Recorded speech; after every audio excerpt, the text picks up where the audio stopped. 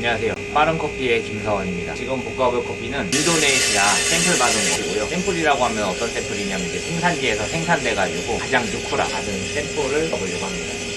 이 강배전 커피와 관련된 내용을 이야기하려고 해요. 강배전 커피가 인기가 있는 이유에 대해서 여러분들에게 설명을 하려고 하는데요. 강배전 커피가 인기가 있는 하나는 풍미와 관련돼 있어요. 우리가 일반적인 커피를 먹었을 때 약배전 커피와 강배전된 커피를 먹으면 강배전된 커피를 좀 더 풍미 있다라고 말하는 사람들이 많아요. 왜 그러냐면은 강배전된 커피에서는 커피의 맛이 좀 더 많이 느껴지거든요.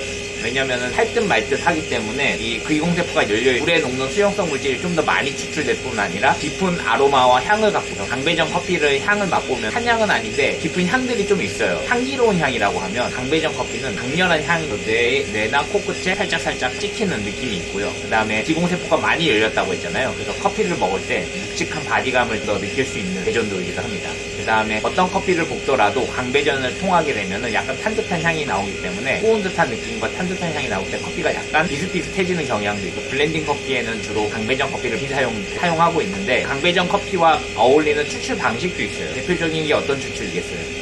강배전 커피와 어울리는 건 에스프레소가 10g에서 40 사이를 추출하잖아요. 그러니까 원두 7g에서 10g 사이로 20에서 40ml 사이를 추출하는 이 농축액을 뽑아내는 데 있어서 강배전된 커피만큼 가장 강렬한 향을 내는 건 없어서 지금도 스타벅스나 이런 커피 회사들이 강배전된 커피를 많이 선호하고 커피를 기본 베이스로 깔아두고 있는 것이기도 합니다. 그 다음에 강한 바디감이라고 했잖아요. 바디감이 있기 때문에 어울리는 커피 중 하나가 강배전된 커피. 그래서 그 커피가 강배전된 커피가 라떼와 잘 어울리기도 합니다. 근데 어떻게 보면은 근데 좋은 커피를 이제 강배전했을 때 하는 이야기고, 나쁜 커피를 강배전했을 때는 나무 탄향이랑 씁쓸한 맛이랑 탄맛만 나요. 실제로 로스팅이라는 건 이 생수가 가진 자체와 열 에너지가 만나서 여러 가지 화합물들이 바뀌면서 나오는 맛을 말하는 건데, 배전도가 높을수록 이걸 태워서 다 연기로 내보내거든요. 근데 이 연기로 내보내는 게 많다가 어느 순간에 적정이 지나가면 나무가 타는 느낌이 나거든요. 나무가 탈 때 나오는 향까지 배전도를 높이게 되면 아무래도 우리가 원치 않는 약간 씁쓸한 맛, 탄맛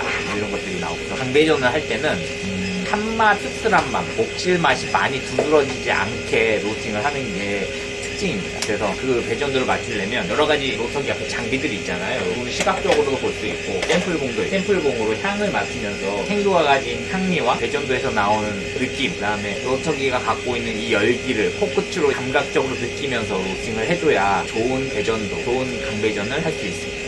일단은 강배전이 장점은 뭐냐면, 일단 산미를 억제할 성분이 여러 가지 곡선이 있는데 끓는 점이 있기 때문에 그 끓는 점 이상으로 온도가 가면 산미가 점점 줄어들어요. 대신에 쓴맛이 조금씩 올라오고, 어찌됐든 메일야드 부분과 1탑과 그 사이 기간을 길게 해주면 산미 부분이 굉장히 약해져가지고 산미가 없는 커피를 만들 수가 있습니다. 그 다음에 항산화 성분도 일부는 증가를 해요. 그래서 강배전 커피가 뭐 발암물질의 일부분이나 이렇게 딱히 말할 수 없는 거는 항산화 물질도 약간 증가하는 경우도 있어가지고 장점이 되기도 하고요. 너무 과하지만 않으면 돼요. 그리고 연구 자료 보면은 도움이 되는 물질이 더 많아요. 암 유발 물질보다. 근데 이거를 하루에 뭐 너무 많이 먹으면, 사실 너무 많이 먹을 수도 없는 게 카페인이라는 성분 때문에 머리가 아파가지고 잡아놓고 심장 뛰어가지고, 그래가지고 그 양을 유지하는데, 최신 연구 발표를 보면은 좋은 성분이 좀 더 많으니까 여러분들도 커피를 판매하는 데 있어서 건강에 도움이 되는 게 많으니까, 이 인류가 오랫동안 먹어왔던 음료기 때문에 그래요. 그 다음에 또 어울리는 것 중 하나가 프렌치 프레스라고 아시나요? 원두를 두껍게 갈아가지고 물에 넣어가지고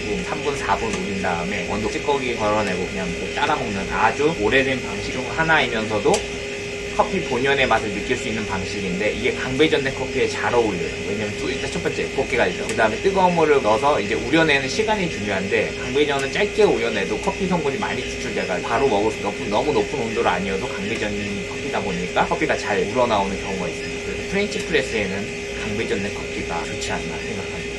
다음에 다른 방식으로 강배전 커피에 대해서 소개를 하거나 로스팅하는 방식을 이야기 드릴 텐데요. 일단 강배전이 익숙한 맛이에요. 무슨 맛이다? 이러면 커피는 쓴맛이라고 하잖아요. 강배전 커피가 굉장히 익숙해져 있는 커피고, 신맛이 오히려 낯선 커피고, 사람들이 신맛이 맛이 없고 막 이런 이야기는 너무 당연한 이야기니까 그걸 이제 어떻게 설득해 가느냐, 뭐 이런 과정이 스페셜티 컵 과제라고 생각합니다. 그러면 일단 뽑는 중인데 영상은 여기까지 하고요. 다음에 다른 영상으로 또 인사드리도록 하겠습니다. 그럼 시청해 주셔서 감사합니다.